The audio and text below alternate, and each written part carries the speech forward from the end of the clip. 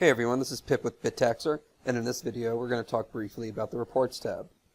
If you have any questions after the video, please feel free to reach out to us using our chat widgets on our webpage, in the BitTaxer app, or by reaching out to us using help@BitTaxer.com. On the Reports tab, there are options available for the user to export their transaction data based on their reporting need.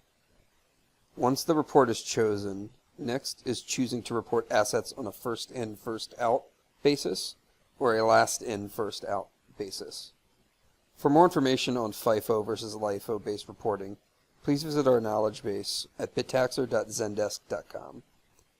The types of reports available are the IRS 8949 tax form.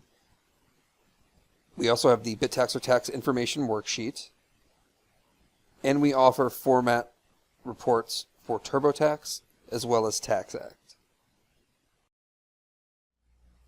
I hope this video was helpful. Don't forget, if you have any questions, to reach out to us using the chat widgets on our webpage, in the BitTaxer app, or by using help@bittaxer.com. Thanks again for using BitTaxer, and take care.